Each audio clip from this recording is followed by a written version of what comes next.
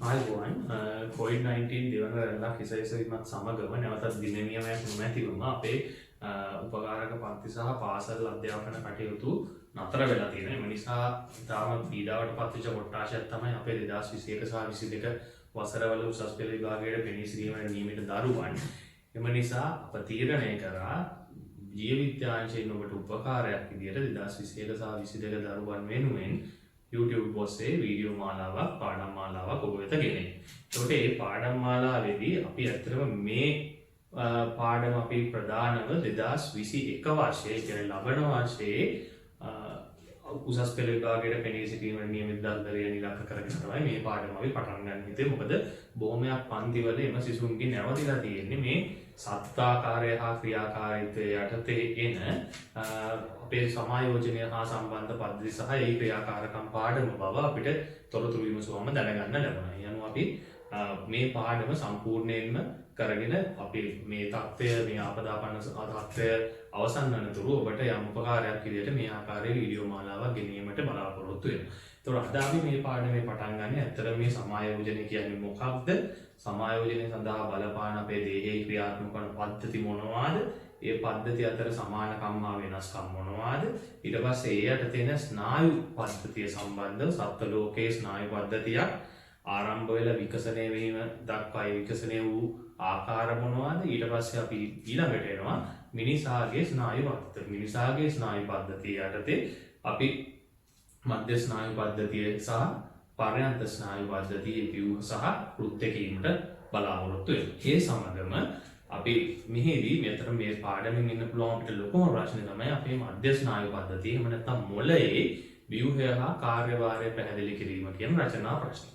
එතකොට මෙන්න මේ රචනා ප්‍රශ්නයට පිළිතුරු ලියන ආකාරය. එතකොට රචනා ප්‍රශ්නයකට අපි සූදානම් වුණාම ඇත්තටම ව්‍යුහගත රචනාවක් හෝ MCQ එකකට තියෙන පොයින්ට්ස් ටික ඒක ඇතුළෙම තියෙනවා. ඒක නිසා අපි මේ පාඩමේ මේ කොටස අවසන් කරද්දී මෙන්න මේ මිනිසාගේ මුලේ ව්‍යුහය සහ ක්‍රියාකාරීත්වය කියන රචනා ප්‍රශ්නයට පිළිතුරු ලියන ආකාරයත් මේ පාඩම තුලින්ම සාකච්ඡා කරගෙන යන්න තමයි මම අදහස් කරන්නේ. එහෙනම් අපි පාඩම් මාලාවට යමු. එතකොට අපි ගත්තොත් මුලින්ම බලන්න ඕනේ මොකක්ද මේ සමායෝජනය කියලා කියන්නේ. සමායෝජනය කියලා කියන්නේ ජීවීන්ගේ පැවැත්ම සඳහා නියත අභ්‍යන්තර පරිසරයක් පවත්වා ගැනීමට උත්තේජ සහ ප්‍රතිචාර අතර මනා සම්බන්ධීකරණයක් පවත්වා ගැනීම. එතකොට මේ කටයුත්ත සඳහා වැදගත් වන නැත්නම් ක්‍රියාත්මක වන පද්ධති දෙකක් අපේ දේහයේ දැක ගන්න පුළුවන්. එතකොට මේ පද්ධති දෙකම එකම සමායෝජනය කියන පොදු අරමුණ වෙනුවෙන් එකිනෙක සහ සම්බන්ධිතව නමුත් එකිනෙකාට වෙනස් වෙච්ච ක්‍රියාමාර්ග පෙන්වමු කරනවා. එතකොට අපිට කතා කරමු මෙන්න මේ පද්ධති දෙක ගැන. එතකොට මේ පද්ධති දෙක තමයි එකක් අපේ ස්නායු පද්ධතිය අනෙක වෙන්නේ අපේ අන්තරාසර්ග පද්ධතිය.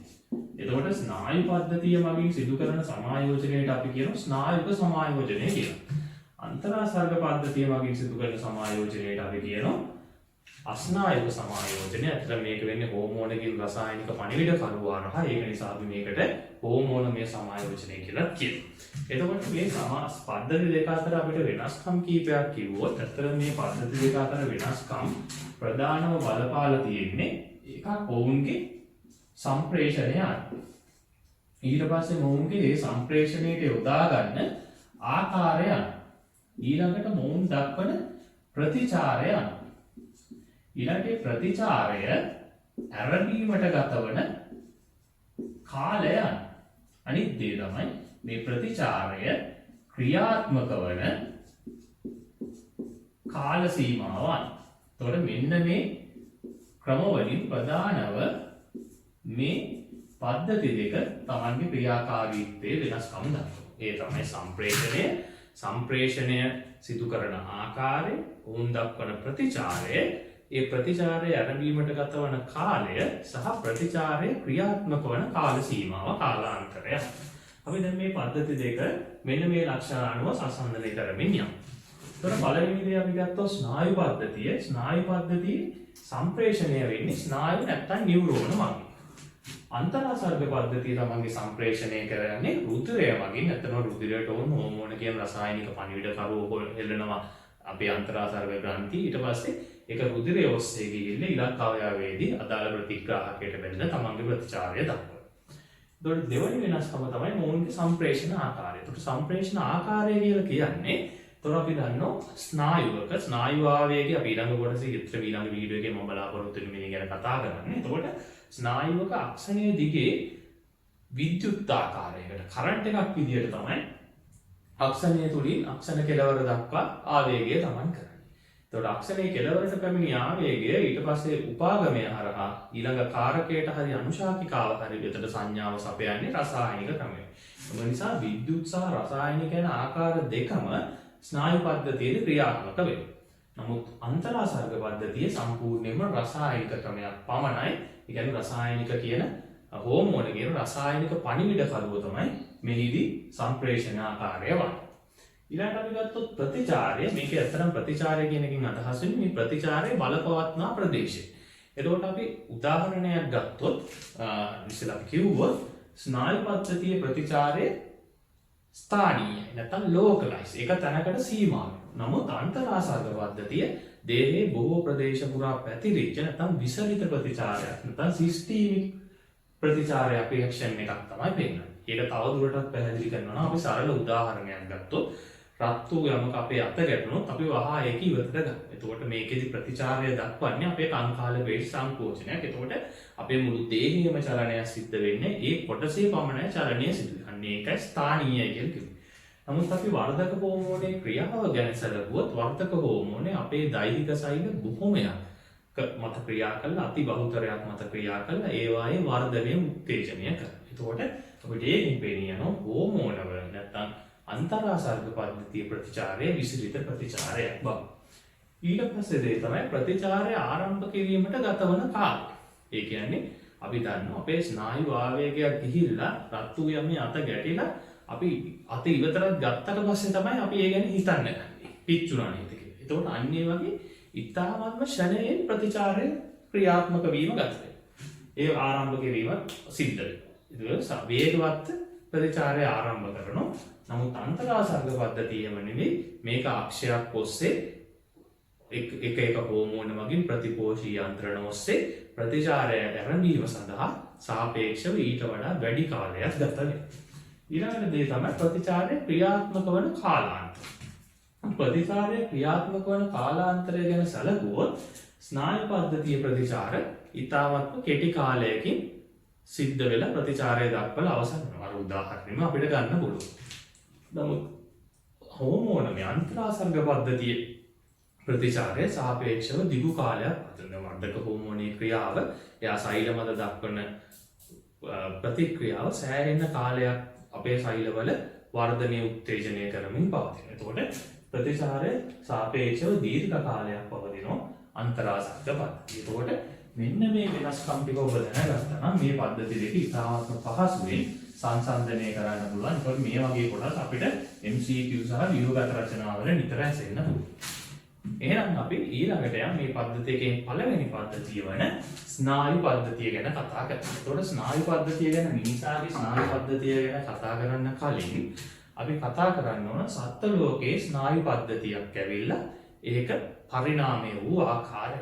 එහෙනම් සත්ත්ව ලෝකයේ ස්නායු පද්ධති පරිණාමය වූ ආකාරය අපි දැන් සලකා බලමු. හොඳයි අපි දැන් කතා කරන්න යන්නේ සත්ත්ව ලෝකයේ ස්නායු පද්ධතියේ පරිණාමය පිළිබඳව. එතකොට මුලින්ම සත්ත්ව ලෝකයේ ස්නායු පද්ධතියෙන් දැක ගන්න කිව්වේ නිඩාරියාවන්ගේ හයිඩ්‍රාගේ වගේ ඔවුන්ගේ තිබුණේ එකිනෙකට අන්තර් සම්බන්ධිත විසරිත ස්නායු ජාලයක් නැත්නම් ස්නායු දැලක් තමයි ඔවුන්ගේ දැක ගන්න පුළුවන්. එතකොට මේක තමයි අපේ ප්‍රාථමිකම ස්නායු පද්ධතිය සත්ත්ව ලෝකයේ හම්බෙන්නේ. ඊට පස්සේ අපි ගත්තොත් බ්‍රැඩිහෙල්මින්තිස් වංශයේ ප්ලැනේරියාවන්ගේ ඇත්තටම මොවුන්ගේ දේහයේ පූර්ව ගැන්ග්ලියම් යුගලක් පැන ගන්නවා. ඒක අපේ දැන් නම් මොළයට අනුරූප ව්‍යුහයක්. එතකොට ඒ ගැන්ග්ලියම් යුගලෙන් දේහයේ උදරීයව අන්වායාම උදරීය ස්නායු රජ්ජු යුගලක් නැත්නම් ස්නායු රැහෙන් යුගලක් ගමන් කරා ඒ ස්නායු රැහෙන් යුගලෙන් තීර්යක් ස්නායු ලබා දුන්නා. ඊට පස්සේ අපි ගත්තොත් ඒ වගේම තවත් වැදගත් දෙයක් තමයි මොවුන්ගේ ප්‍රකාශ ප්‍රතිග්‍රාහක ලෙස මේ පූර්ව ගැන්ග්ලියම් දෙකට ආසන්නයේ දේහයේ පූර්ව අක්ෂිලප පිහිටිය. එතකොට අපි ගත්තොත් ඊළඟට ඇනලීඩාවන් සහ ආත්‍රපෝඩාවන් ඇනලීඩා සහ ආත්‍රපෝඩාවන්ගේ දේහයේ පූර්ව ප්‍රදේශයේ මොළයක් විකසනය වුණා. ඒ මොළයේ උදරීයව තනි ස්නායු රැහැනක් නැත්නම් ස්නායු රජ්ජුවක් ගමන් කරා. ඔබ දන්නවා මේ ජීවීන් සමඛණ්ඩනය නැත්නම් ඛණ්ඩනය වෙනවා. එතකොට මූන්ගේ සෑම ඛණ්ඩයකටම අදාළව මේ රැහැන මත ගැන්ග්ලියා, ඒකට අපි කියනවා ඛණ්ඩිත ගැන්ග්ලියා කියලා. ඛණ්ඩිත ගැන්ග්ලියා පැන නැග්ගා. ඒ ගැන්ග්ලියා වලින් මේ අදාළ ඛණ්ඩය සඳහා ස්නායු සැපයුම් ලබා දුන්නා. එතකොට ඇනලීඩාවන් සහ ආත්‍රපෝඩාවන් මෙන්න මේ දැන් අපි ගැඩිවිලා ඊට පස්සේ කැරවොත්ත කුමීන් අපිට මේ සඳහා උදාහරණ දෙන්න පුළුවන්. ඊට පස්සේ අපි කියොත් කයිනඩර්මේටාවන්ගේ පසංගිල්ලගේ වගේ. එතකොට මූන්ගේ ස්නායු වලයක් පිහිටිය. මේ ස්නායු වලයෙන් අරියව ස්නායු පැන නැග්ගා. එතකොට වලයාකාර ස්නායු සහ අරිය ස්නායු වලින් තමයි කයිනඩර්මේටාවන්ගේ ස්නායු පද්ධතිය සමන්විත වුනේ. ඊට පස්සේ අපි පෘෂ්ඨවංශීන් නැත්නම් කෝඩේටාවන්ට આવොත් කෝඩේටාවන්ගේ මොළය සහ සුෂුම්නාවෙන් සමන්විත වෙච්ච මධ්‍ය ස්නායු පද්ධතියකුත් ඒ මධ්‍ය ස්නායු පද්ධතිය ස්නායු ආවේග රැගෙන එන සහ මධ්‍ය ස්නායු පද්ධතියේ ස්නායු ආවේග පිටතට රැගෙන යන එය හා සම්බන්ධ වන පර්යන්ත ස්නායු පද්ධතියකිනුත් සමන්විත වුණා. ඒතකොට මේ පර්යන්ත ස්නායු පද්ධතිය හැදුනේ මධ්‍ය ස්නායු සම්පන්තිය ආවේග රැගෙන එන සහ රැගෙන යන ස්නායු තන්තු වලිනුත් මධ්‍ය ස්නායු පද්ධතියට පරිවාහයෙන් ස්නායු ශරීරවල සෛල දේහ සමූහණය වීමෙන් සෑදුණු ගැන්ග්ලියම්. හොඳයි. දැන් ඊළඟට අපි යන්නේ අතටම අපිට වැඩිම ප්‍රශ්න ඇහෙන්න පුළුවන් මිනිසාගේ ස්නායු පද්ධතිය ගැන කියන කොටස සාකච්ඡා කරමු. ඒතර අපි මිනිසා කතා කරොත් මිනිසාට සාපේක්ෂව ඉතා දියුණු ස්නායු පද්ධතියක් පවතී. ඒතර මිනිසාගේ ස්නායු පද්ධතිය ප්‍රධානව කොටස් දෙකකට අපි අධ්‍යයනයේ පහසුව තකා බෙදා ගන්නවා. දැන් මේ සියලුම කෝඩේටාවන්ගේ ස්නායු පද්ධතිය මේ සාරාංශක දෙකකින් යුක්තයි. ඒ තමයි මධ්‍ය ස්නායු පද්ධතියයි පර්යන්ත ස්නායු පද්ධතිය. ඒතකොට මේ මධ්‍ය ස්නායු පද්ධතිය සමන්විත වෙලා තියෙන්නේ අපේ මොළය සහ සුෂුම්නාව කියන කොටස් දෙකේ එකතුවීම. පර්යන්ත ස්නායු පද්ධතිය සමන්විත වෙලා තියෙන්නේ මධ්‍ය ස්නායු පද්ධතියට ආවේග රැගෙන එන ස්නායුයි මධ්‍ය ස්නායු පද්ධතියට බැහැරව ඒවායේ සෛල දේහ සමූහණය වීමෙන් හැදුණු ගැන්ග්ලියාවලයි එකතු වෙන්නේ. ඇත්තටම මේ ස්නායු පිහිටන ආකාරය අනුව අපේ මොළේ නැත්තම් මොළේ පාදස්තේ නැත්තම් කපාලයෙන් මිදෙනවා නම් කපාල ස්නායු තියෙනවා. මේ වගේ කපාල ස්නායු අපිට යුගල් 12ක් සමු වෙනවා. ඒ වගේම සුෂුම්නාවෙන් මිදෙන නැත්තම් සුෂුම්නාවෙන් නිකුත් වෙන සුෂුම්නා ස්නායුත් තියෙනවා. ඒතකොට සුෂුම්නා ස්නායු යුගල් අපිට 31ක් හම්බ. එතකොට මේවායේ එකතුවෙන් තමයි මානවයාගේ ස්නායු පද්ධතිය හැදිලා තියෙන්නේ. ඒකට එහෙනම් අපි ඊළඟට මේ මානව ස්නායු පද්ධතියේ මධ්‍ය ස්නායු පද්ධතිය පිළිබඳව මුලින්ම සලකා බලමු. එතකොට මේ මධ්‍ය ස්නායු පද්ධතිය මානව මධ්‍ය ස්නායු පද්ධතිය නැත්නම් ඇත්තටම මධ්‍ය ස්නායු පද්ධතිය ඇතුළත අපිට ලොකු ඒරියා එකක් තියෙන්නේ මොළය ගැන කතා කරලා. එතකොට මේ පාඩමේ දෙන්න පුළුවන් ජනප්‍රියම නිතරම එරීමට වැඩිම සම්භාවිතාවයක් තියෙන රචනා ප්‍රශ්නේ තමයි මිනිසාගේ මොළයේ ව්‍යුහය සහ ක්‍රියාකාරීත්වය කියන රචනා ප්‍රශ්න. එතකොට ඇත්තටම ගත්තොත් ඒ රචනා ප්‍රශ්නේ විතරක් නෙවෙයි මේ ඒ කියන්නේ සත්ව ආකාරය හා ක්‍රියාකාරීත්වය කියන පාඩමේ එන්න පුළුවන් රචනා ප්‍රශ්න ප්‍රධාන ආකාර දෙකක්. ඒ තමයි කොයම් ව්‍යුහයක් කියලා අපිට ඒ ව්‍යුහය විස්තර කිරීම. යම් අවයවයක ව්‍යුහය විස්තර කිරීම. එහෙම නැත්නම් ක්‍රියාකාරීත්වයක් නැත්නම් ඒ අවයවයක් මගින් ඉටු කරන ක්‍රියාවලියක්, ඒ පද්ධතියක් මගින් ඉටු කරන යම් ක්‍රියාවලියක් විස්තර කිරීම. එහෙම නැත්නම් මේ දෙකම එකතු කරලා අපිට ව්‍යුහයට අදාළ කෘත්‍ය පැහැදිලි කිරීම නැත්නම් ව්‍යුහය කෘත්‍ය ඉටු කිරීම සඳහා දක්වන ව්‍යුහයම අනුවර්තන ඔන්න ඔය වගේ ප්‍රශ්නත් ඇහෙන්න පුළුවන්. එතකොට මේ වගේ ප්‍රශ්නයකට පිළිතුරු ලියනකොට එතකොට දැන් මේ ව්‍යුහය හා ක්‍රියාකාරීත්වය මේ ව්‍යුහය කැලලට අහුවොත් පිළිතුරු ලියන විදිය අපි කතා කරමු. එතකොට මේ ඊයේ පෙරේදා තිබුණු උසස් පෙළ විභාගයේ ඔබ දකින්න නැති පේපර් එක ගත්තා නම් මිනිසාගේ ඇසේ ව්‍යුහය විස්තර කරන්න ප්‍රශ්නයක් ඇවිල්ලා තිබුණා. ඒත් මේ පාඩම කරද්දී අපිට ඇසේ ව්‍යුහය හම්බ වෙනවා. අපි වීඩියෝ එකකින් මේ විස්තර ගාලා ඔබට ගෙනීමට බලාපොරොත්තු වෙනවා. එතකොට මෙන්න මේ වගේ ප්‍රශ්නයක් ලිව්වොත් අපි මේ ප්‍රශ්නයට අදාළ පොයින්ට්ස් ලියා ගන්න විදිය ගැන තමයි මම කතා කරන්නේ. අතට මේක තමයි අපිට ඉතාමත් වැදගත් කොටස. මොකද මේ තියෙන ලොකු පතරංග ජාතකය වගේ තියෙන මේ හැලී අපිට මතක තියාගන්න හරි අමාරුයි. ඉතින් ඒක නිසා අපි මේ වගේ දෙයක් කියද්දී අපි අවම විහිදක් දාලා කටපාඩම සඳහා අපි බුද්ධිමත් ක්‍රමයක් අනුගමනය කරොත් අපිට ඉතාම පහසුවෙන් මේ ප්‍රශ්නෙට උත්තරේ ලියා ගන්න පුළුවන්. එතකොට මේ වගේ ව්‍යුහයක් විස්තර කිරීම සඳහා ප්‍රශ්නයකදී අපිට ලියා ගන්න පුළුවන් එක ක්‍රමයක් තමයි මුලින්ම අපිට රූප සටහනක් ඇඳ ගන්න පුළුවන් නම් කරන. එතකොට මේ නම් කරන ලද රූප සටහන ඇඳ ගැනීමේ වාසිය තමයි සමහර වෙලාවට නම් කරන ලද රූප සටහනට මාර්කින් ස්කීම් එකේම යම් ලකුණු ප්‍රමාණයක් වෙන් වෙලා තියෙන්න පුළුවන්. ඒ වුණොත් ඔබ සියලුම පොයින්ට්ස් ටික ලිව්වත් ඔබට මේ අවශ්‍ය ලකුණු ප්‍රමාණය ඒ සඳහා වෙන් වෙච්ච ලකුණු ප්‍රමාණය ලබා ගන්න නැති වෙනවා. ඒක ඇත්තටම ලස්සන කර වැඩ දදා කරන්න ඕනේ නැහැ. විනාඩියක් දෙකක් ඇතුළත අඳින අටු රූප සටහනක් ප්‍රමාණවත් කොටස් නම් කරගන්න. එතකොට අපි හිතමු මේකේ කිසිම ලකුණක් වෙන් කරලා නැහැ මාර්කින් ස්කීම් එකේ නම් කළ රූප සටහනට කියලා.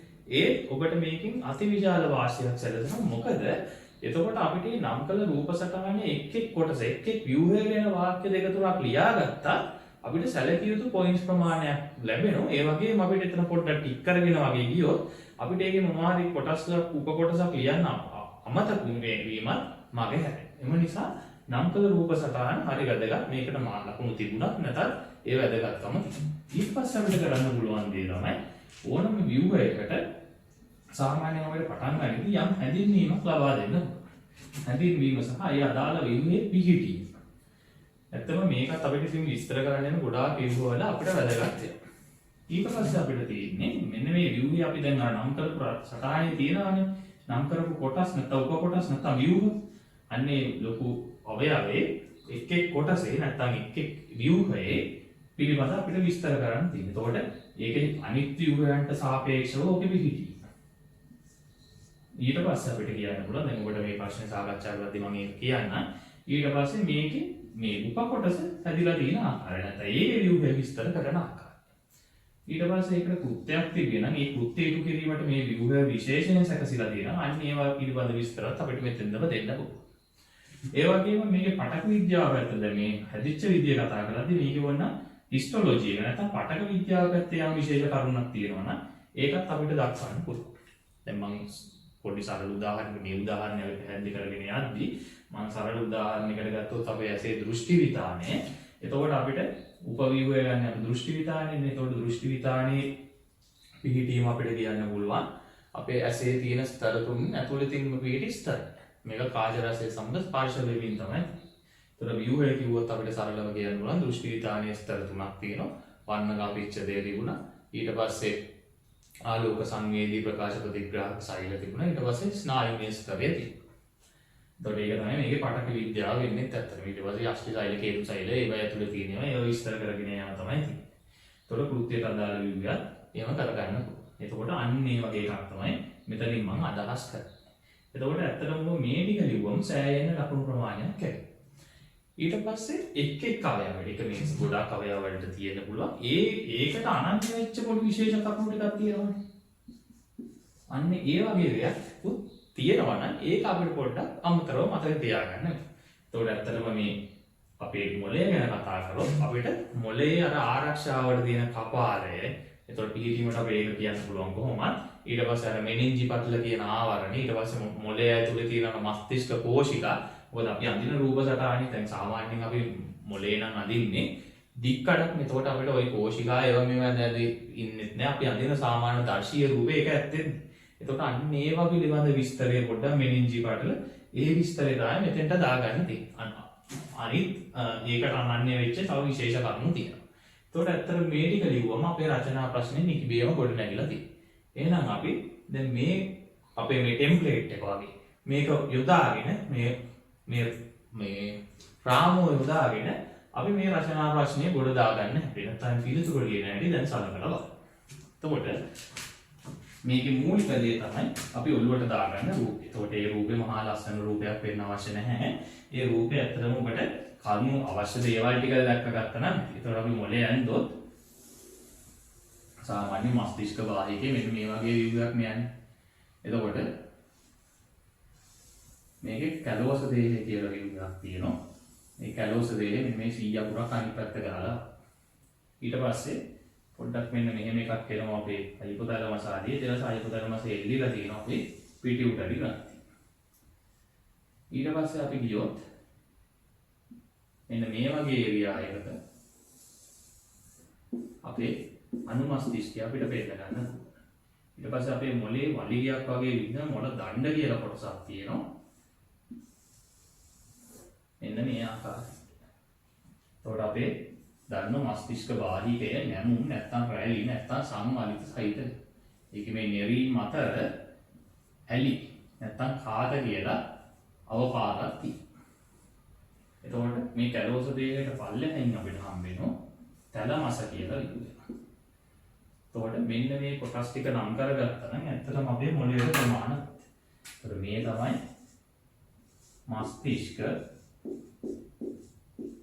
මස්තිෂ්කය නැත්නම් මස්තිෂ්කාර්ග වල නැත්නම් මස්තිෂ්ක බාහිකය කියනවා. මේ ඇවිල්ලා කැලෝස දේහ. මේ ඇවිල්ලා තැලමස්. මේ ඇවිල්ලා තැලමසට පහලින් සහ ඉදිරියෙන් තියෙනවා හයිපොතැලමස්. හයිපොතැලමසට පහලින් මෙය හා සම්බන්ධ වෙමින් එල්ලෙමින් තියෙනවා පිටියුටරි ග්‍රන්ථිය. ඊට පස්සේ අපේ මෙන්න මේව දණ්ඩකාකාරයේ මොළ දණ්ඩ තියෙනවා. මොළ දණ්ඩ නැත්නම් මස්තිෂ්ක වෘන්තය බ්‍රේන් ස්ටෙම් එක.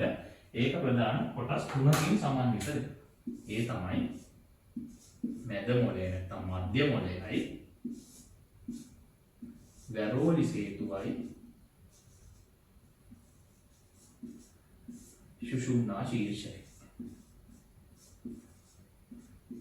වැරෝලි සේතුවට පිටුපසින් නැත්නම් අපරව අනුමස්තිෂ්කය පිහිටුවා. ඒතකොට මේ ටික තමයි මොළයේ අපේ මේ දික්කඩ නැත්නම් සෙඩිෂල් සෙක්ෂන් එක. ඒ කියන්නේ මොළය මෙහෙම මැදින් කපලා මේ පළුව අයින් කරොත් මේ ඉඳන් බලන කෙනෙකුට පේන ආකාරය.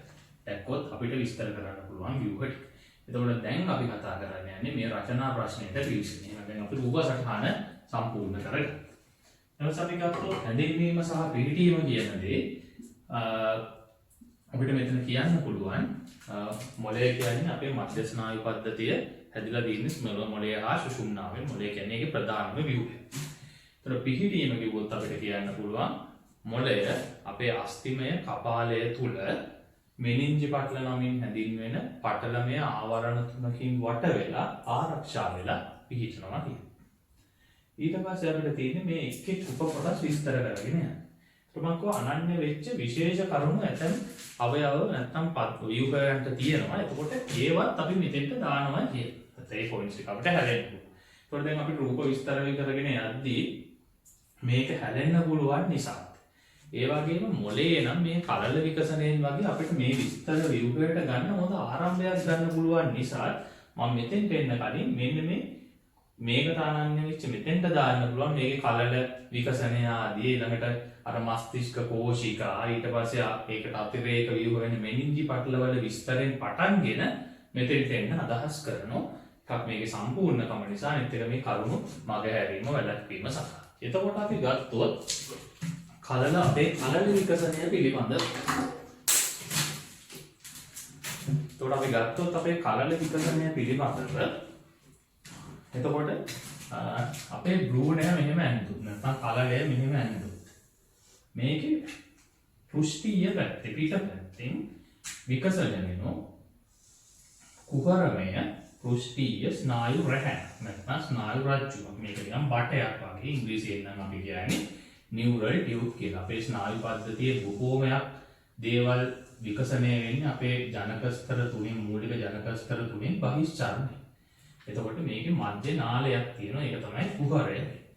එතකොට මෙන්න මේ පෘෂ්ඨීය ස්නායු රැහැනි කුහරමය පූර්ව කෙළවර ප්‍රසාරණය වීමෙන් තමයි අපේ මොළය ඇති වෙන්නේ. මේකේ ප්‍රධාන ප්‍රදේශ තුනක් දැක ගන්න පුළුවන්. මේ තමයි පූර්ව මොළය, මධ්‍ය මොළය සහ අපර මොළය කියලා කියනවා.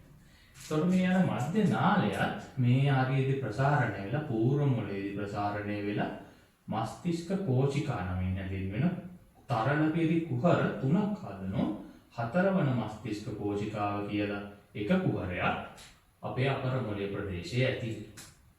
පූර්ව මොළයේ පාර්ශ්වික කෝචිකා දෙකකුත් එක් අර්ධගෝලයේ ඊට අමතරව තුන්වන මස්තිෂ්ක කෝචිකාවක් පවතිනවා. අප එහෙම මස්තිෂ්ක කෝචිකා තුනක් තියෙනවා. අපර මොළයේ විකසනය වෙනවා හතරවන මස්තිෂ්ක කෝචිකා.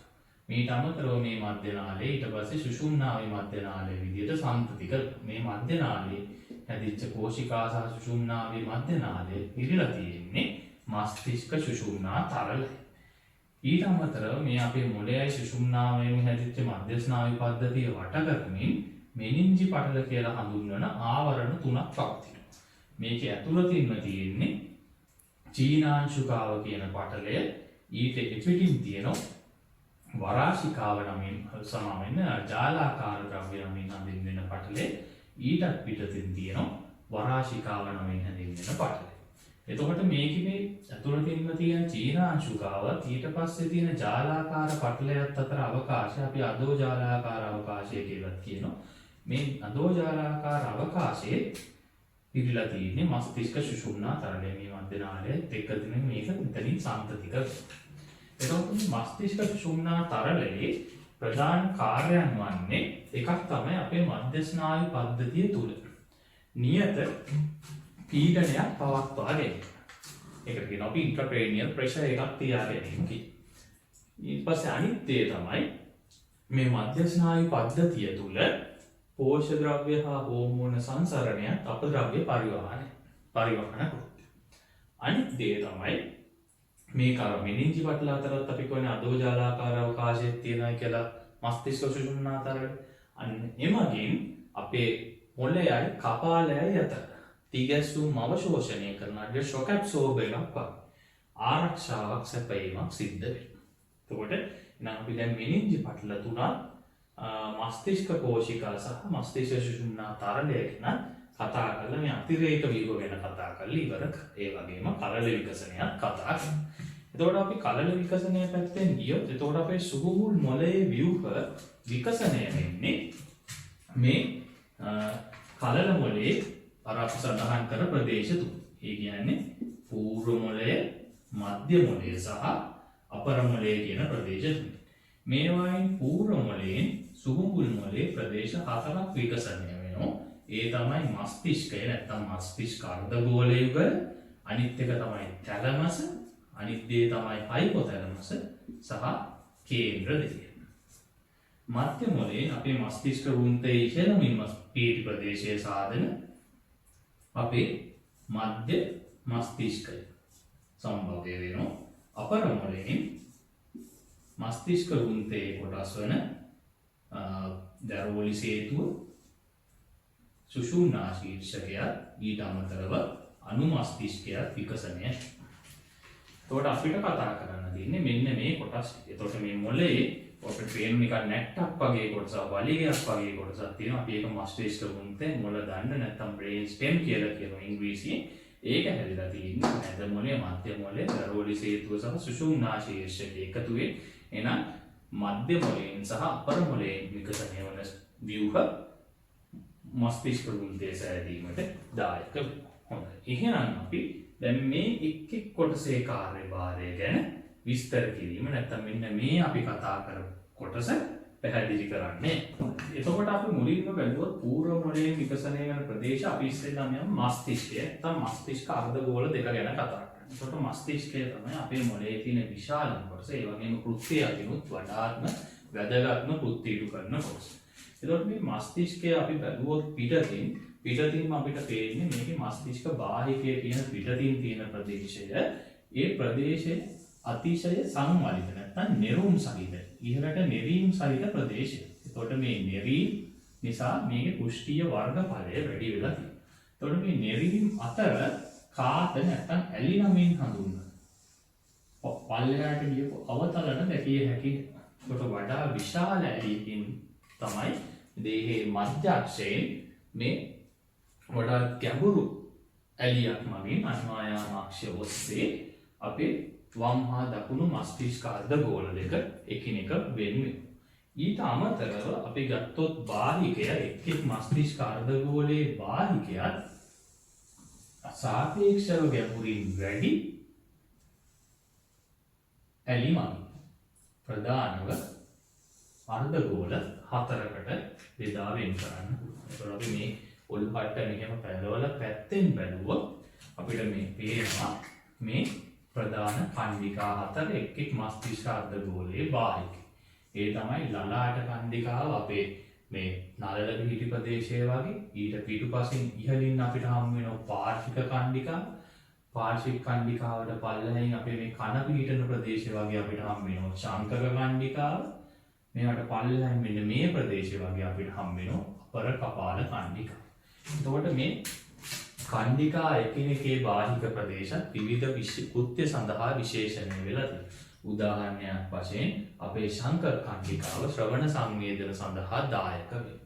අපර කපාල කණ්ඩිකාව දෘෂ්ටි සංවේදන සඳහා වැදගත් වෙනවා. ලලාට කණ්ඩිකාව සංගාමී ප්‍රදේශ නැත්නම් උසස් මානසික ක්‍රියා සඳහා වැදගත් වෙනවා. පාර්ශ්වික කණ්ඩිකාව දෛහික චාලක හා දෛහික සංවේදන සඳහා වැදගත් වෙනවා. එතකොට අපි කතා කරොත් මේ මස්තිෂ්ක අර්ධගෝල පිළිබඳව. එතකොට මේ මස්තිෂ්ක අර්ධගෝල දෙක වම් හා දකුණු මස්තිෂ්ක අර්ධගෝල දෙක පතුලේදී නැත්නම් පල්ලෙහාදී කැලෝස දේහය නමින් හඳුන්වන ශ්වේත ද්‍රව්‍ය ගුණයක් මගින් එකිනෙක සම්බන්ධ කරමින් තියෙනවා. උඩින් වෙන්විලා ගියත්. තයිකලා හරියෙන් වෙලා පල්ලෙහාට යද්දී මේ දෙක නැවත එකිනෙකාට සම්බන්ධ වෙනවා. මේ තියෙන්නේ කැලෝස දේහය. එතකොට මේ මස්තිෂ්ක බාහිකය අපි මේ මොලේ මෙහෙම කපලා පියන අයින් කරලා ඉහළින් ගන්නවා. මෙන්න මේ ආකාරයට තමයි අපිට දිස්සන්නේ. එතකොට පිටතින්ම තියෙනවා තද ද්‍රව්‍යයෙන් හැදිච්ච නැත්නම් සෛල දේහ වලින් තමයි මේ මස්තිෂ්ක බාහිකය හැදිලා තියෙන්නේ ස්නායු සෛල වල. ඒක නිසා මේක තද පාටින් නැත්නම් තද අලු පාටකින් පේනවා. අපි ඒක දූෂර ද්‍රව්‍ය කියලා හඳුන්වනවා මේ බාහිකය. ඉංග්‍රීසියෙන් ග්‍රේ මැටර් කියලා කියනවා. ඇතුළතින් තියෙන ශ්වේත ද්‍රව්‍ය හැදිලා තියෙන්නේ නියුරෝන වල ස්නායු තන්තු නැත්නම් අක්ෂණ. ඒක සුදු පාටින් පේන මෙතන මජ්ජාව කියලා නම් අපි කියන්නේ නැහැ. ඊට අමතරව මේක ඇතුළින් අපිට මස්තිෂ්ක කෝෂිකාවක හරියෙන් කැපුවොත් මස්තිෂ්ක සුෂුම්නා තරයෙන් පිරිච්ච මස්තිෂ්ක කෝෂිකාවත් මේ වගේ ඒ හරස්කඩ දර්ශනය දැක ගන්න පුළුවන්. එතකොට අපි ගත්තොත් මේ මස්තිෂ්ක බාහිකය පිළිබඳ මස්තිෂ්ක බාහිකය එයාගේ කෘත්‍ය අනුව වැදගත් ප්‍රධාන කෘත්‍ය තුනක් සිදු කරන මස්තිෂ්ක බාහිකයේ ඒක ප්‍රදේශෙ හිත අනන්‍ය වෙච්ච. ඒ වැදගත් කෘත්‍ය තමයි සංවේදක කෘත්‍ය, සංගාමී කෘත්‍ය සහ චාලක කෘත්‍ය ලෙස අපිට දක්වන්න. මේකෙන් සංවේදක කෘත්‍ය කියලා කියන්නේ සංවේදක ප්‍රදේශ බාහිකයේ අපේ ස්පර්ශය, වේදනාව, උෂ්ණත්වය, රස, ආග්‍රහණය, ශ්‍රවණය, දෘෂ්ටි ආදී සංවේදන වලට අදාළ තොරතුරු ලබා ගැනීම සහ ඒවා සකස් කිරීම නැත්නම් ප්‍රොසෙස් කිරීම කරන්නේ මේ සංවේදක ප්‍රදේශ මගින් බාහිකය. බාහිකයේ සංගාමී ප්‍රදේශ වලින් කරන්නේ ඒ සංවේදන වලට අදාළ තොරතුරු අනුව ඒ සංවේදන හඳුනා ගැනීමයි ඒවා අර්ථකථනය කිරීම නැත්නම් ඉන්ටර්ප්‍රිටේෂන් එකයි තමයි කරන්නේ. මම ඒකට උදාහරණයක් කිව්වොත් අපිට වයලීනයක නාදයක් ඇසුනොත් සංගීත නාදයක් ඇසුනොත් ඒක ඇසීම සිද්ධ වෙන්නේ සංවේදන ප්‍රදේශයට ආවේග ගිය විට. ඒක වයලීනයේ හඬ බව හඳුනා ගැනීම සිදු කරන්නේ අපේ පෙර මතකය හා ගලවලා සංගාමී ප්‍රදේශයම. ඊට පස්සේ අපි ගත්තොත් සංගාමී ප්‍රදේශයෙන් මීට අමතරව අපේ බුද්ධිය, මතකය, හේතු දැක්වීම, විනිශ්චය, චිත්ත වේග වැනි උසස් මානසික ක්‍රියා නැත්නම් සංකීර්ණ මානසික ක්‍රියාත් සමෝදානය හා සංකලනය පාලනය සිදු කරනවා. චාලක ප්‍රදේශය මගින් සිද්ධ කරන්නේ අපේ ඉච්ඡානුග පේශි නැත්නම් කංකාල පේශි. සංකෝචනය ආරම්භ කිරීම හා පාලනය තුළින් අපේ දේහ චලන දිශානත කිරීම. එතකොට මෙන්න මේ බාහිකයේ විවිධ ප්‍රදේශ මේ අනුව අනුවර්තනය වෙලා Tamanට අදාළ වෙච්ච කෘත්‍යයන් දක්වනවා.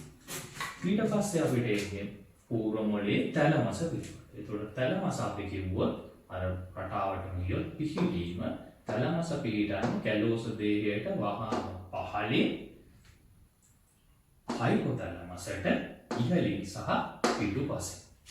එතකොට මේ තැලමස හැදිලා තියෙන්නේ සුදු පාටින් පෙනෙන දූෂර ද්‍රව්‍ය, ශ්වේත ද්‍රව්‍ය සහ දූෂර ද්‍රව්‍ය ගොනු දෙක එකතු වීමෙන් එතකොට එක් මස්තිෂ්ක අර්ධගෝලයේ තැලමස බැගින් අපට හමු වෙනවා.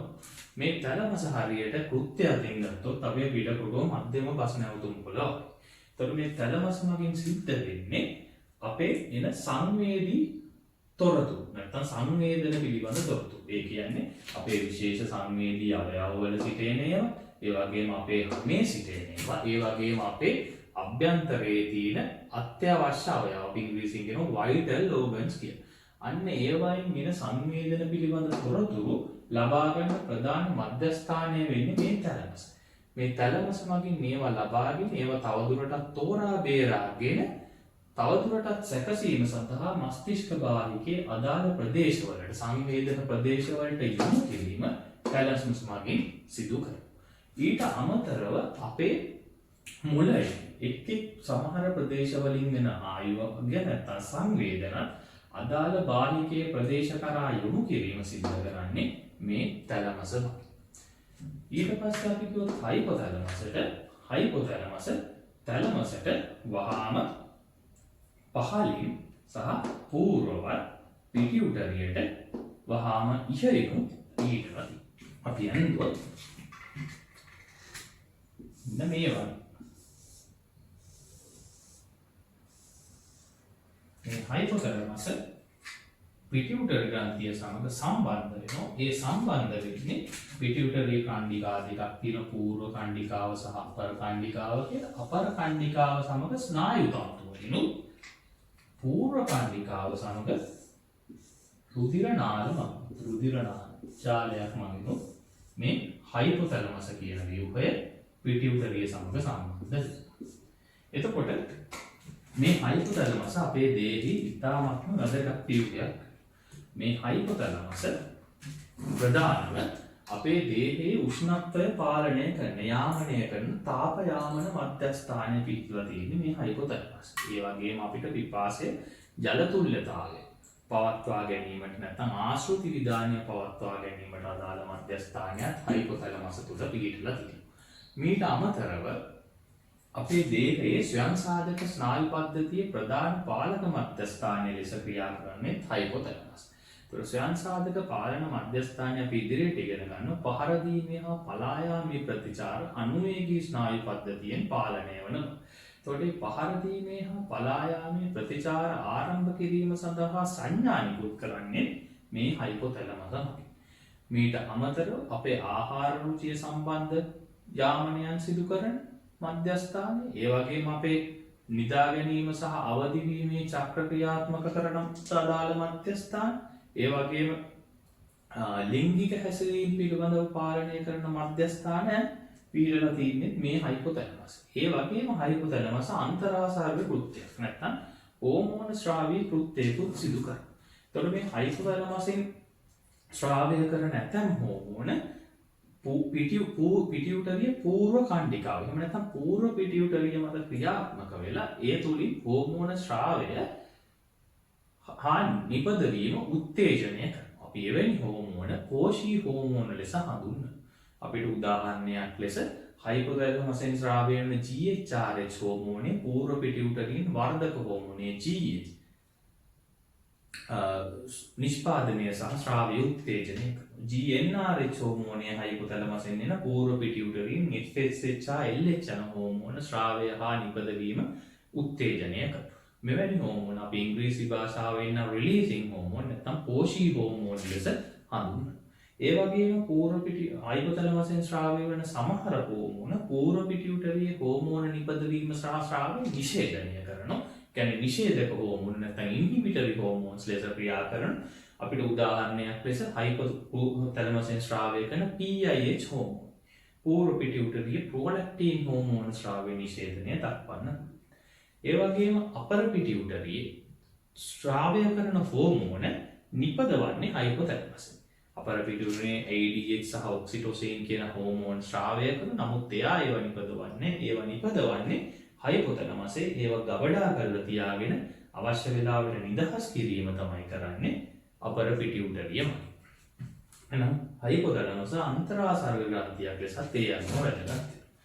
ඊට පස්සේ අපිට එන්නේ කේතු දේහය. කේතු දේහය ගැන අපිට ලොකු සඳහනක් නෑ අපේ රිසෝස් බුක් එකේ නම්. කේතු දේහය මෙලටොනින් කියලා හෝමෝනයක් ශ්‍රාවය කරනවා. ඒක අපේ වයසට යෑම සම්බන්ධ ජෛව විද්‍යාත්මක ගටිකා ක්‍රියාත්මක කිරීමේදී වැදගත්කමක් උසනවා. ඊට පස්සේ අපිට තියෙන්නේ කතා කරන්න මැද මොළය පිළිබඳව. මැද මොළය නැත්නම් මධ්‍ය මස්තිෂ්කය ඇවිල්ලා අපේ පූර්ව මොළයට වහම පහළින් අපර මොළයේ පැරෝලි සේතුවට ඉහළින් පූර්ව මොළය සහ අපර මොළය අතර මස්තිෂ්ක වෘන්තේ නැත්නම් මොළ දණ්ඩේ ඉහළම කොටස සාදමින් පිහිට. එතකොට මේකේ අපර මොළයේ ඉඳන් පූර්ව මොළයේ දෙසට යන ස්නායු තන්තු පූර්ව මොළයේ සිට අපර මොළය හරහා සුෂුම්නාවේ පර්යන්ත ස්නායු පද්ධතියට ගමන් කරන ස්නායු තන්තුත් ගමන් කරන්නේ මේ හරහා. එහෙනම් මේ ආරෝහණ අපි ඉහළට යන ඒවාට කියනවා ආරෝහණ ස්නායු නැත්නම් ascending neurons, පල්ලෙහාට යන ඒවාට කියනවා descending neurons නැත්නම් අවරෝහණ ස්නායු. අන්නේ ස්නායු වර්ග දෙකේම ස්නායු සහ තන්තු සහ සෛලව මේ තුල දෙක ගන්න පුළුවන්. එහෙනම් මේ ආරෝහණ සහ අවරෝහණ ස්නායු වල හුවමාරු මධ්‍යස්ථානයක් ලෙස මධ්‍ය මොළය ක්‍රියා කරනවා. එතකොට මේ මධ්‍ය මොළයේ වැරෝලි සේතුව සහ සුෂුම්නා ශීර්ෂකය කියන මස්තිෂ්ක වෘන්තේ මොළ දණ්ඩේ තුනේම මේ ආකාරයේ ස්නායු පවතිනවා. එහෙනම් මේ කෘත්‍ය කෝකටත් අයිලය වගේ අපිට මේ තුන් දෙනාටම කිසිම ආයාසයකින් තොරව කෘත්‍යයක් විදිහට දක්වන්න පුළුවන්. එතකොට මධ්‍ය මොළයේ කෘත්‍ය අපි කතා කරොත් එතකොට මේ හුවමාරු කෘත්‍ය අපිට එකක් විදිහට දක්වන්න. මීට අමතරව අපේ දෘෂ්ටිය හා ශ්‍රවණය සම්බන්ධ වැදගත් කාර්යභාරයන් මේ මධ්‍ය මොළයෙන් සිදු කරනවා. අපේ දෘෂ්ටි සංවේදන සහ ශ්‍රවණ සංවේදන මේ මධ්‍ය මොළය මගින් ලබාගෙන ඒවා සංකලනය කළ ඉන්ටග්‍රේට් කරලා ඉන්පසු බාහිකයේ අදාළ ප්‍රදේශ කරා යොමු කිරීමට දායක වෙනවා. අර තලමස වගේම කෘත්‍ය දෘෂ්ටි හා ශ්‍රවණ සංවේදන සඳහා පමණක් මධ්‍ය මොළයත් සහභාගී වීම සිදු කරනවා. ඒ වගේම අපේ ශ්‍රවණ හා දෘෂ්ටි ප්‍රතීක පාලනය කිරීමත් මේ මධ්‍ය මොළය මගින් සිදු වෙනවා. අපි උදාහරණයක් ගත්තොත් දෘෂ්ටි ප්‍රතීකයක් සඳහා වැඩි ආලෝක තීව්‍රතාවයකදී අපේ කණිනිකාව කුඩා වෙලා ඇසට අතුරුවන ආලෝක ප්‍රමාණය පාලනය කළා අපේ ඇස ආරක්ෂා කරනවා. අඩු ආලෝක තීව්‍රතාවයේදී කණිනිකාවේ සිදුර විශාල වෙන ඇසට වැඩි ආලෝක ප්‍රමාණයක් ලබා දීලා පැහැදිලි දෘෂ්ටියක් ලබා දෙනවා. මේ කෘත්‍ය කරන්නේ ශ්‍රවණසාධක ප්‍රතීක ඔස්සේ ඒ ප්‍රතීක පාලනය කරන මධ්‍යස්ථානයේ මැද මොළයේ ප්‍රතීකයකින් තමයි සිද්ධ වෙන්නේ. එහෙනම් ඒක මධ්‍ය මොළයේ කෘත්‍යයක්. එතකොට ද්‍රවණ ශ්‍රව්‍යනා දෘෂ්ටි සංවේදන ලබාගෙන සංකලනය කර අදාළ ගාහිකයේ ඉහළ නැත්නම් පූර්ව මොළයේ ප්‍රදේශ කරා යොමු කිරීමත් ඒ වගේම ශ්‍රව්‍ය හා දෘෂ්ටි ශ්‍රවණ හා දෘෂ්ටි ප්‍රතීක පාලනය කිරීමත් මධ්‍ය මොළය මගින් සිදු වෙනවා. මීට අමතරව අපි දෙවනි කොටස ඊට පස්සේ යන වැරෝලි සේතුව. එතකොට වැරෝලි සේතුව වෙilla අපේ අපර මස්තිෂ්කයේ කොටසක්. වැරෝලි සේතුව පිහිටලා තියෙන්නේ මොළ දණ්ඩේ නැත්නම් මස්තිෂ්ක කුන්තේ මධ්‍ය මස්තිෂ්කයට වහාම පහළින් සුෂුම්නා ශීර්ෂකයට වහාම ඉහළින් අනු මස්තිෂ්කයට ඉදිරි. එතකොට වැරෝලි සේතුවේ අර වගේම ආරෝහණ සහ අවරෝහණ ස්නායු තන්තු හා ඒවායේ සෛල දේහ දැක ගන්න පුළුවන්. ඊට අමතරව අපේ අනු මස්තිෂ්කයේ අර්ධගෝල දෙක තියෙනවා. මස්තිෂ්කයේ වගේම ඒ අර්ධගෝල දෙක එකිනෙකට සම්බන්ධ කරමින් තියෙන ස්නායු තන්තු නැත්නම් රැහැනුත් මේ වැරෝලි සේතුව මගින් ලබා දෙනවා. ඊටත් අමතරව වැරෝලි සේතුවේ විශේෂිත වෙච්ච ස්නායු සෛල දේහ සමූහණය වීමෙන් ශ්වසනය පාලනය කිරීමට අපේ ශ්වසන යාමක මධ්‍යස්ථානය සමග එකතු වෙලා සුෂුම්නා ශීර්ෂකයේ ශ්වසන යාමනය නැත්නම් ආශ්වාස ප්‍රශ්වාස යාමනය සඳහා කෘත්‍ය ඉටු කරන සෛල දැකගත හැකියි. ඒතකොට වැරෝලි සේතුවේ අපිට කෘත්‍යයන් කිව්වොත් වැරෝලි සේතුව මගින් අපේ පර්යන්ත ස්නායු පද්ධතිය හා සුෂුම්නාව අපේ මධ්‍ය මොළය සහ පූර්ව මොළයේ ප්‍රදේශ සමග සම්බන්ධ කරමින් තොරතුරු රැගෙන යෑම සහ රැගෙන ඒම නැත්නම් ආරෝහණ සහ අවරෝහණ ස්නායු සඳහා අර කලින් කිව්වා වගේම හුවමාරු මධ්‍යස්ථානයක් ලෙස ක්‍රියා කරනවා. ඊට අමතරව අර අපේ සුෂුම්නා ශීර්ෂකයේ තියෙන ශ්වසන මධ්‍යස්ථානය සමග එකතු වෙමින් ශ්වසනය සම්බන්ධ ක්‍රියාවලිය පාලනයට අර විශේෂිත වෙච්ච සෛල දායක වෙනවා. ඊටත් අමතරව දිවීම නැගීම වැනි පුළුල් පරාසයේ චලනයන් සඳහා චලන සමායෝජනයට වැරෝලි සේතුවෙන් දායකත්වයක් සැපයි. ඊට පස්සේ අපිට කතා කරන්න තියෙන සුෂුම්නා ශීර්ෂකය පිළිබඳ. සුෂුම්නා ශීර්ෂකය ගත්තොත් එතකොට සුෂුම්නා ශීර්ෂකයේ පිහිටීම වෙන්නේ මස්තිෂ්ක වෘන්තයේ පහළින්ම වැරෝලි සේතුවට පහළින් සුෂුම්නාවට ඉහළින් සුෂුම්නාව සමග සංගතික වෙමින් පිහිටලා. සුෂුම්නා ශීර්ෂකයේ අර වගේම ආරෝහණ සහ අවරෝහණ ස්නායු තන්තු සහ සෛල දේහ දැක ගන්න පුළුවන්. ඊට අමතරව අපේ වැදගත් වන ශ්වසන මධ්‍යස්ථානයේ ඒ වගේම හර්ට් සනාල පාලක මධ්‍යස්ථානයේ සහ ප්‍රතීක මධ්‍යස්ථානයේ අදාළ සෛලගුණු මේ තුල දැක ගන්න හැකියි. ඒතකොට සුෂුම්නා ශීර්ෂකේ කෘත්‍ය වෙන්නේ එකක් තමයි සුෂුම්නාව සහ පර්යන්ත ස්නායු පද්ධතිය මස්තිෂ්කයේ ඉහළ කොටස් නැත්නම් මධ්‍ය හා පූර්ව මස්තිෂ්ක සමග සම්බන්ධ කරන තොරතුරු හුවමාරු මධ්‍යස්ථානයක් ලෙස ක්‍රියා කරනවා. ඊට අමතරව මේකේ තියෙන අර අපි වැරෝලි සේතුවේදී කිව්ව දිවීම නැගීම වැනි පුළුල් පරාසයේ දේහ චලන සමායෝජනයට උපකාරයක් දක්වනවා. ඊට අමතරව ශ්වසන මධ්‍යස්ථානය මගින් අපේ ශ්වසන ක්‍රියා ආශ්වාස ප්‍රශ්වාස පාලනය සිදු කරන හර්ට් සනාල පාලක මධ්‍යස්ථානය මගින් හර්ට් කියන කැලේ හෘද ස්පන්දන වේගය සහ බලය පාලනය කිරීමත් සනාල කියන කැලෙන් අපේ රුධිර නාලවල සංකෝචනයන් සහ විස්තාරණයන් පාලනය කිරීමත් සිදු කරනවා. ප්‍රතීක මධ්‍යස්ථානය මගින් අනිච්ඡාන්කව සංසාධකව සිදුවන අපේ කැස්ස කිවිසීම ගිලීම කිවිසුම් යෑම වැනි ක්‍රියා ප්‍රතීක ක්‍රියා පාලනය සිදු වෙනවා.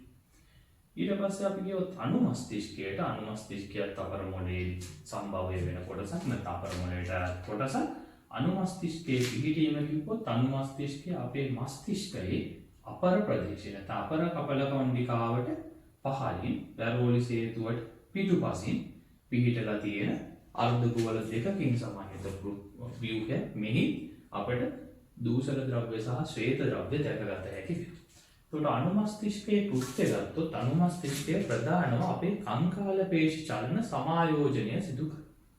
ඊට අමතරව අපේ ඉරියව්ව සහ සමබරතාවය අපි කියන ඉංග්‍රීසියෙන් posture and balance කියලා. පවත්වා ගැනීමට අනුමස්තිෂ්කය දායක වෙනවා. ඊට අමතරව අපිට කංකාල පේශි චලන ඉගෙනීමට හා මතක තබා ගැනීමට සඳහා වැදගත් වෙන්නේ මේ අනුමස්තිෂ්කය. ඒකට අනුමස්තිෂ්කයේ ආශ්‍රිත රෝගාබාධ සහිත පුද්ගලයන්, ආබාධ සහිත පුද්ගලයන් හරියට බීමත් පුද්ගලයන්ගේ ඉරියව් සහ ගමන් රටාව තමයි පෙන්නන්නේ. ඒ කියන්නේ උන්ට හරියට කෙලින් හිටගෙන ඉන්න බෑ, පැත්තකට ඇලවෙනවා, හරියට කෙලින් ඉරක ඇවිදින්න බෑ. ඒ වගේ ලක්ෂණ මොකද ඉරියව් හා සමතුලිතතාවය සහ දේහ චලන සම්බන්ධව බලපාන. එතකොට දේහ චලන සමායෝජනය අතින් ඔබට පෙනුණා දිවීම වැනි නැගීම වැනි පුළුල් පරාසයේ දේහ චලන සමායෝජනයට සුෂුම්නා ශීර්ෂක සහ වැරෝලි සේතුව උපකාරී වුණ ප්‍රධානම අපේ කංකාල පේශි චලන සමායෝජනය කරමින් අනුමස්තිෂ්කයත් ඒ කාර්යභාරය සහ ඉරියව් පවත්වා ගැනීමට දායක වෙනවා. එතකොට මේ අනුව අපි මොළයේ සම්පූර්ණ ව්‍යුහයන් ටිකයි එහි කෘත්‍යයන් ටිකක් කතා කරලා දැන් මේ අපේ සටහන අවසන් කරා. මේ අනුව ඔබට තේරෙනවා ඔබ නොදැනීමත් මේ රූපය විස්තර කිරීමෙන් අර අමතර කෘත්‍ය විතරයි අමතර දෙයකට එනගත්තේ රූපයෙන්ම පිහිටීම සහ අනිත් දේවල් සංසන්දනය කරමින් සෑහෙන විශාල පොයින්ට්ස් ප්‍රමාණයක් ලියා ගන්න හැකි වුණා. ඒතකොට මේ ක්‍රමයට පාඩම් කිරීම මම හිතනවා ඔබට වැඩි ආයාසයකින් තොරව මේක ඔළුවට දා ගැනීමට ඉඩ තවද ලැබෙන්නේ නැති කියලා. දැන් එහෙනම් අපි ඊළඟට යන්නේ අපේ සුෂුම්නාව පිළිබඳව කතා කරන්න මධ්‍ය ස්නායු පද්ධතියේ සියලු කටයුතු කතා කරලා අවසන් කිරීම සඳහා.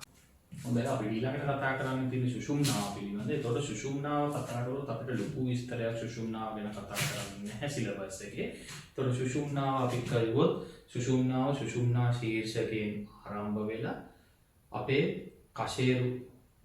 කශේරුකා නාලය තුලින් අපේ කශේරු එකතු වෙලා හදන කශේරුකාව කශේරුවල තියෙන මැත්තේ චිත්‍රය කශේරු නාලය කියලා. ඒ කශේරු නාලය තුලින් දිගට සිලින්ඩරාකාරව නලයක් වගේ පල්ලෙහාට ගමන් කරලා අවසන් වෙනවා.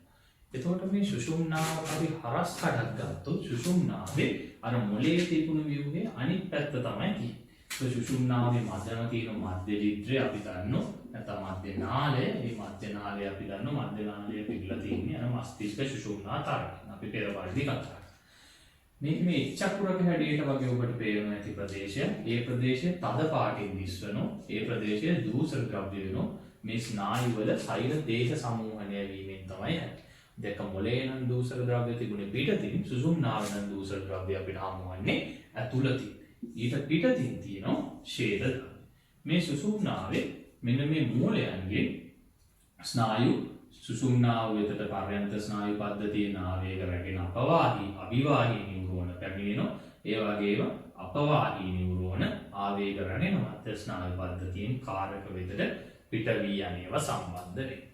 එතකොට ඔන්න ඔය විස්තරය තමයි අපිට සුසුම්නාවෙන් දැනගන්න තියෙන්නේ. එතකොට සුසුම්නාවේ කෘත්‍ය කරනවා අපි කතා කරොත් සුසුම්නාව හරහා තමයි පර්යන්ත ස්නායු පද්ධතිය මධ්‍ය ස්නායු පද්ධතිය හා සම්බන්ධ වෙන්නේ. ඒ කියන්නේ ප්‍රතිග්‍රාහකවල සිට අභිවාහී නැත්නම් සංවේදී නියුරෝන ඔස්සේ මධ්‍ය ස්නායු පද්ධතියට තොරතුරු රැගෙන ඉන්නේ මධ්‍ය ස්නායු පද්ධතියේ සිට තොරතුරු අභිවාහී අපවාහී නියුරෝන නැත්නම් චාලක නියුරෝන ඔස්සේ කාරක කරා ගෙන යාම සිදුවීමත් සම්බන්ධ කරන්නේ මෙන්න මේ සුෂුම්නාව. මීට අමතරව සුෂුම්නාව මගින් ප්‍රතීක ක්‍රියා ඇති කරනවා. ඒකට අපි සුෂුම්නා ප්‍රතීක කියලා කියන ප්‍රතීක ක්‍රියා ඇති කිරීම සහ පාලනය සිදු කරනවා. එතකොට මේ සමගම අපි මධ්‍ය ස්නායු පද්ධතිය ගැන කතා කරලා අවසන් කරනවා. දැන් අපි ඉන්නේ පර්යන්ත ස්නායු පද්ධතිය ගැන කතා කරමු. එතකොට පර්යන්ත ස්නායු පද්ධතිය ගත්තොත් අපි කිව්වා පර්යන්ත ස්නායු පද්ධතිය කියලා කියන්නේ මධ්‍ය ස්නායු පද්ධතිය වෙත තොරතුරු රැගෙන හා මධ්‍ය ස්නායු පද්ධතියේ සිට ආවේග ඉවතට ගෙන යන මධ්‍ය ස්නායු පද්ධතියෙන් බැහැරව තියෙන ස්නායු නැත්නම් නියුරෝන හා ඒ බැහැරව තියෙන සෛල දේහ සමූහණය වෙලා හැදිච්ච ගැන්ග්ලියාවල එකතුවක් තමයි අපි පර්යන්ත ස්නායු පද්ධතිය කියලා හඳුන්වන්නේ. එතකොට මේ පර්යන්ත ස්නායු පද්ධතියේ තියෙන ස්නායු ඒවා අපේ මොළේ පාදස්තයෙන් නික්මෙනවා නැත්නම් නිකුත් වෙනවා නම් අපි ඒ ස්නායු කපාල ස්නායු කියලා ඒ වගේම ඊට අපේ සුෂුම්නාවෙන් නික්මෙනවා නම් ඒවා සුෂුම්නා ස්නායු කියලා හඳුන්වනවා.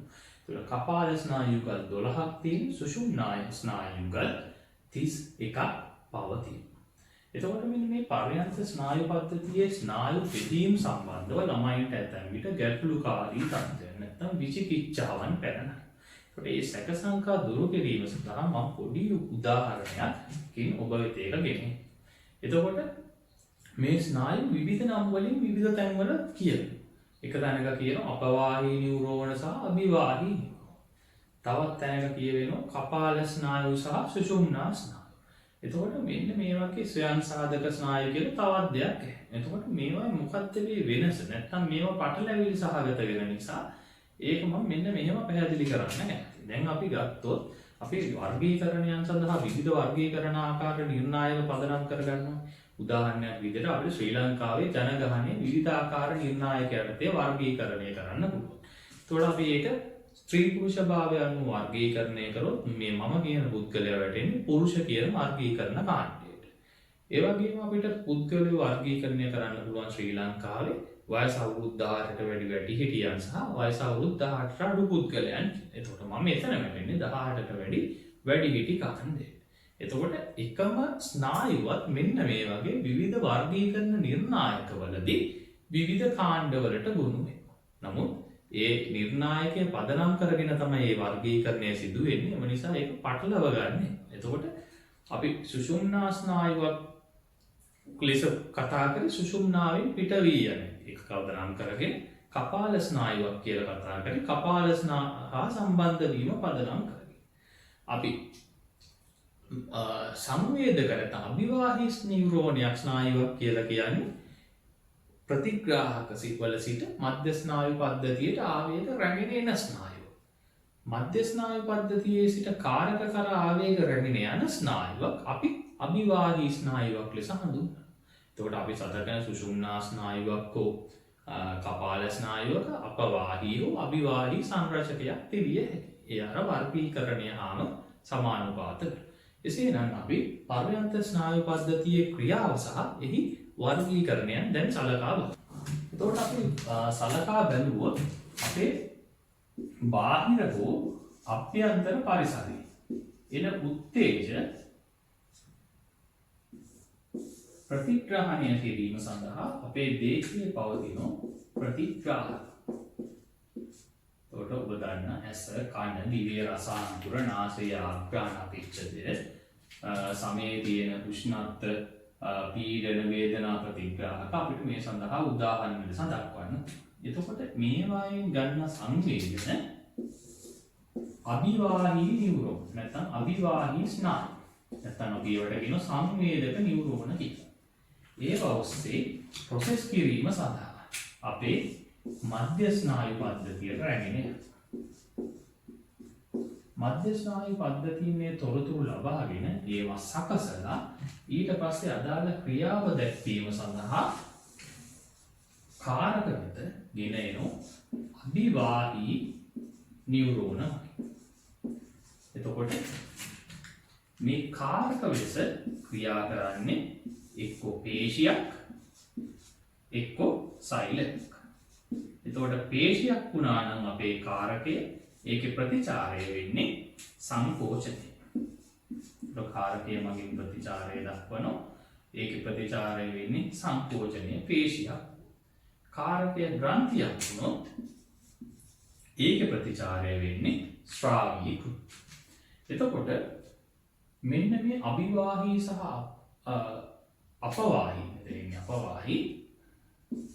අපවාහී නියුරෝන වල එකතුව තමයි අපේ පර්යන්ත ස්නායු පද්ධතියේ තියෙන්නේ. එතකොට මේ අපවාහී නියුරෝන කාරකයම අපි වර්ග දෙකකට මේ අපවාහී නියුරෝන වල සංරචක වෙනවා. මේ කාරකය ඉච්ඡානුග පේශියක් වුණා. නැත්නම් අපේ අනුදැනුම් එකක් ඇතිව ක්‍රියාත්මක කරනවා. අන්න එවැනි. ඒ කියන්නේ ඉච්ඡානුග පේශි කියන්නේ අපේ කංකාල පේශි. එතකොට කංකාල පේශි සඳහා ආවේග රැගෙන යන අපවාහී නියුරෝන වලට අපි නමක් දෙනවා චාලක නියුරෝන කියලා. අපේ කාරකය අනිච්ඡානුගව ක්‍රියාත්මක වෙන එක. ඒ කියන්නේ පේශි පැත්තෙන් ගත්තොත් නම් හරි පේශි හෝ සිනිඳු පේශි අපි නැත්තම් ග්‍රන්ථියක් නම. ඒවා අපේ පාලනයකින් දැනුදැනුමකින් තොරවණී ක්‍රියාත්මක වෙන. අන්න ඒවට ස්නායු සැපයුම අරන් යන ඒ කාරක විතර අරන් යන අපවාහී නියුරෝන අප හඳුන්වනවා ස්වයං සාධක නියුරෝන කියලා. මේ ස්වයං සාධක නියුරෝනත් ඒවායේ කෘත්‍ය අනුව අපි ආකාර දෙකකට බෙදෙනවා. අනුවේගී ස්නායු පද්ධතියක් ප්‍රත්‍යානුවේගී ස්නායු පද්ධතියක් කියලා.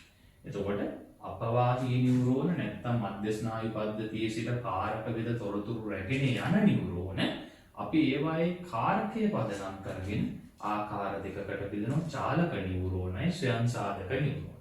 ස්වයං සාධක ස්නායු පද්ධතියට නියුරෝන අනුවේගී සංරචකය සහ ප්‍රත්‍යානුවේගී සංරචකය කියලා ආකාර දෙකකට බෙදෙනවා. ඉංග්‍රීසි භාෂාවෙන් ස්වයං සාධක ස්නායු පද්ධතියට ඕටෝනොමික් නර්වස් සිස්ටම් කියන, අනුවේගී පැත්තට සිම්පතටික් කියන, ප්‍රත්‍යානුවේගී පැත්තට පැරාසිම්පතටික් කියලා අපි හඳුන්වනවා. එහෙනම් අර අපි කතා කරපු එක වර්ගීකරණ ඔබට යම් තාක් දුරකට පැහැදිලිුණායි කියලා මම දැන් බලාපොරොත්තු වෙනවා. ඊළඟට අපිට තියෙන්නේ මෙන්න මේ ස්වයං සාධක ස්නායු කියන අපේ පර්යන්ත ස්නායු පද්ධතියේ සංරචකය ගැන කතා කරමු. එතකොට මේ ස්වයං සාධක ස්නායු අපි දැන් දැක්කා ප්‍රත්‍යානුවේගී සහ අනුවේගී කියලා සංරචක දෙකකින් යුක්තයි. එතකොට මේ ස්වයං සාධක ස්නායු අපේ දේහයේ අන්තරංග අවයව, අභ්‍යන්තර අවයව බොහොමයක් මේ ස්වයං සාධක ස්නායු පද්ධතියේ ස්නායු වලින් සැපයුම ලැබෙනවා. එතකොට එකම අවයවය අනුවේගී ස්නායු සහ ප්‍රත්‍යානුවේගී ස්නායු වල දෙවර්ගයේම සැපයීමක් ලැබෙනවා. අපිට එවැනි අවයව සඳහා උදාහරණ ලෙස අපේ පෙනහළු, හෘදය, ආමාශය, අන්ත්‍රය, මුත්‍රාශය වගේ අවයව දක්වන්න පුළුවන්. එතකොට මේ අනුවේගී පද්ධතියෙන් ලැබෙන ආවේග මගින් කරන ක්‍රියාවට ප්‍රතිවිරුද්ධ ක්‍රියාව තමයි ප්‍රත්‍යානුවේගී ආවේග මගින් ඒ කාරකේ සිදු කරන්නේ.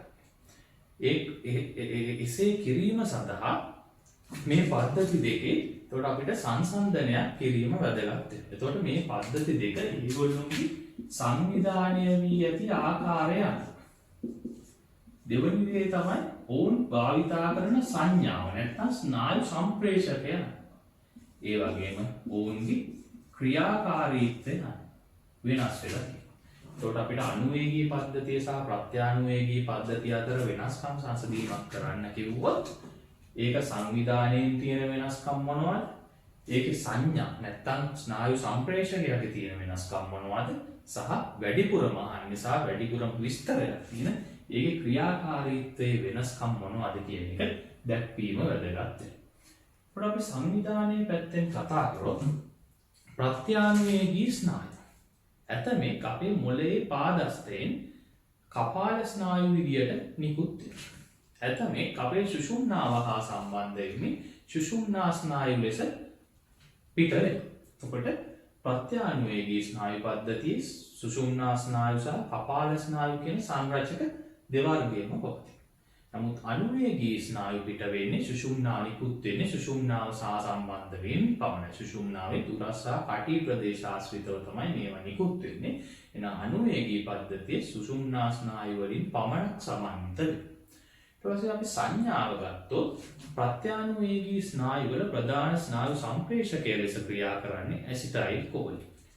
අනුවේගී පද්ධතියේ ප්‍රධාන ස්නායු සම්ප්‍රේෂකය ලෙස ක්‍රියා කරන්නේ එපිනෙෆ්‍රින්. එතකොට මේ දෙක බැඳෙන්නේ එකිනෙක එකම අවයවයේ වුණත් එකම ශෛලයේ වුණත් එකිනෙකාට වෙනස් වෙච්ච ප්‍රතිග්‍රාහක ස්ථාන. එම නිසා මේ දෙක දක්වන ක්‍රියාවත් එකිනෙකට වෙනස් වෙනවා නැත්නම් එකිනෙකාගෙන් ප්‍රතිවිරුද්ධ.